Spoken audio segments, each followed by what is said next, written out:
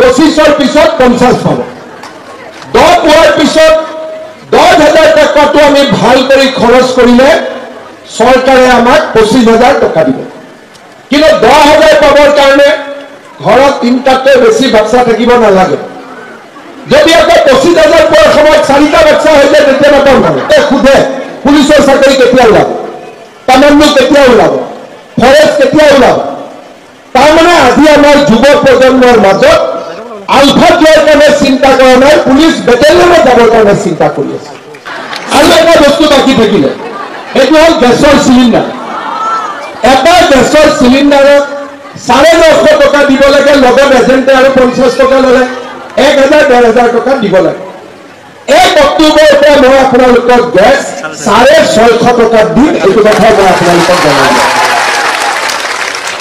আৰু উজালা গেছৰ কাৰ্ড আছে যাৰ উজালা গেছৰ কাৰ্ড আছে তেওঁলোকৰ গেছ মই 250 টকা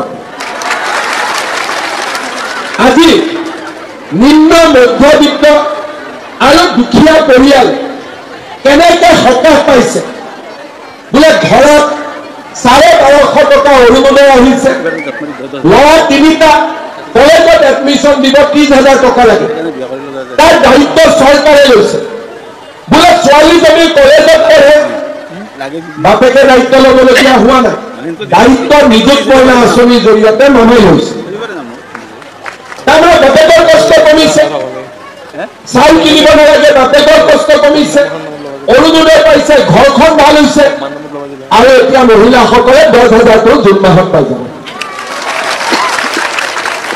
আৰু 10,000ৰ পিছত 25 পাব 25ৰ পিছত 50 পাব 10 পোৱাৰ পিছত 10,000 টকাটো আমি ভাল কৰি খৰচ কৰিলে চৰকাৰে আমাক 25,000 টকা দিব কিন্তু 10,000 পাবৰ কাৰণে ঘৰত তিনটাতকৈ বেছি বাচ্চা থাকিব নালাগে যদি আকৌ 25,000 পোৱাৰ সময়ত 4টা বাচ্চা হৈ যায় তেতিয়া নাপাম মানে কালি মই কলিয়াবৰ সমষ্টিত আছিলোঁ তাতে মই এজনে ক'লে মোক যদি মোৰ 2টা ছোৱালী হৈ যায় মই বোলো 2টা ছোৱালী যদি আৰু এবাৰ চেষ্টা কৰিবি আল্লাহ ল'ৰা দিয়ে যদি দিব বোলে তাৰপিছত মই বোলে তাৰপিছততো আল্লাহে ল'ৰা নিদিয়ে তই যিদৰে জন্ম নিদিয়ে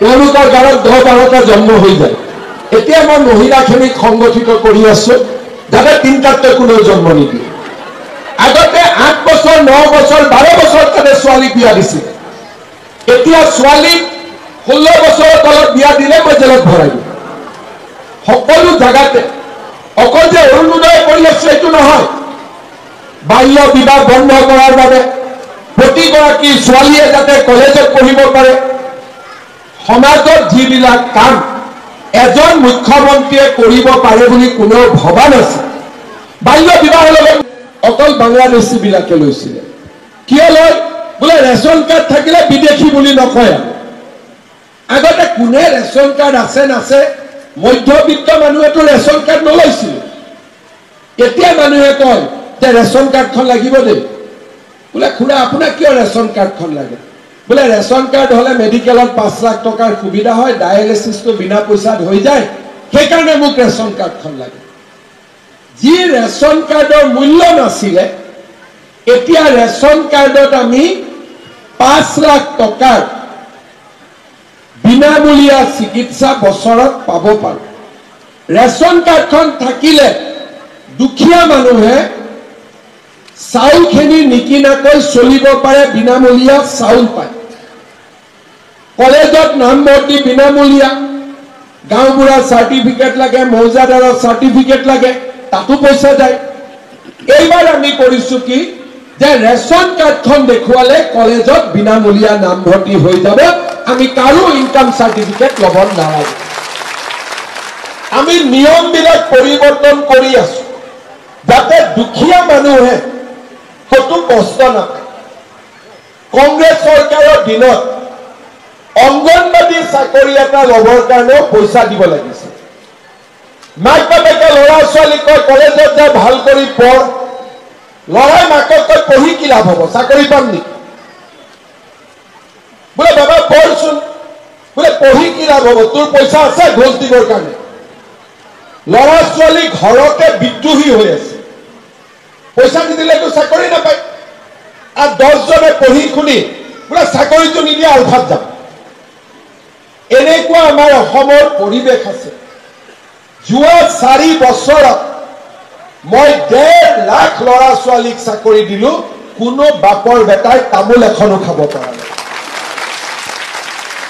মাত্ৰ 4 বছৰৰ ভিতৰতে যিখন অসমত দুৰ্নীতি নহলে একো কাম নহৈছিল, আজি লাহে লাহে সমাজখনৰ জীৱনলৈ পৰিৱৰ্তন আহিছে। মানুহৰ সমস্যাবিলাক সমাধান হৈছে। এতিয়া অসমত উদ্যোগ আহিব। 7,000-8,000 টকাৰ কাৰণে আমাৰ ল'ৰা ছোৱালী কৰ্ণাটকত যায়, তামিলনাডুত যায়, বোলে কি কৰ সিকিউৰিটি গাৰ্ড। কিমান টকা দৰমহা? 8,000। বেমাৰ হলেও চিকিৎসা কৰিব নোৱাৰে, ঘৰলৈকেও টকা পঠাব নোৱাৰে।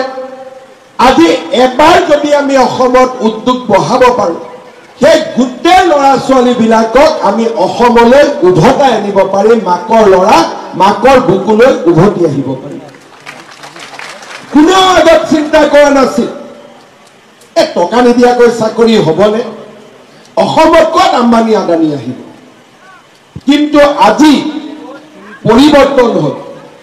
আগতে মানুহে ডিব্ৰুগড় যাওঁতে ফোন কৰে, ক'ৰবাত ৰাস্তাত বন্ধ আছে নেকি, বোলে ৰেলত যাম, বোলে আজি ৰেল বন্ধ আছে নেকি। আজিকালি আপোনালোকে নিজে কোনবা এইবোৰ কথা পাতেও নেকি? মই যদি এইখিনি কথা নকলেহেঁতেন আপোনালোকৰ মনতেই নপৰিলে। কিয়? আমাৰ জীৱনলৈ ভাবিব নোৱাৰা পৰিৱৰ্তন আহিছে। অসমৰ উন্নতি হৈছে।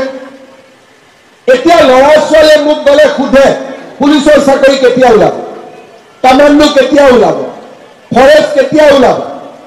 তাৰমানে আজি আমাৰ যুৱ প্ৰজন্মৰ মাজত আলফাত যোৱাৰ কাৰণে চিন্তা কৰা নাই, পুলিচ বেটেলিয়নত যাবৰ কাৰণে চিন্তা কৰি আছে। মানুহৰ জীৱনলৈ এই ভাবিব নোৱাৰা পৰিৱৰ্তন 4 বছৰৰ ভিতৰত সম্ভৱ হ'ল। আজি আমাৰ ল'ৰা ছোৱালীয়ে ব্যৱসায় কৰিছে, আগবাঢ়ি যাবৰ কাৰণে চেষ্টা কৰিছে। অসমত উদ্যোগীকৰণৰ প্ৰক্ৰিয়া আৰম্ভ হৈছে। চৰকাৰী চাকৰিত নিযুক্তি আৰম্ভ হৈছে। অফিচ কাছাৰীটো আগতকৈ বেয়া কাম কাজবোৰ কমিছে, যদিও পুৰা শেষ হৈ যোৱা নাই। 300 চৰকাৰী কৰ্মচাৰী মানুহৰ পৰা টকা লোৱাৰ কাৰণে জেলত ভৰোৱা হৈছে। আজি মানুহৰ মনত ভয় হৈছে। আগতে 90 টকাৰ ঘোষ লৈছিল, এতিয়া জিপে দি ঘোষ লয়, যাতে চৰকাৰে গম নাপায়। কিন্তু জিপেটো ঘোষ ল'লে কেনেকে ধৰিব পাৰি তাকো আমি বুজি পাওঁ, তাৰো ব্যৱস্থা কৰিছো। অসমখনৰ পৰিৱৰ্তন প্ৰত্যেক দিনাই হৈছে।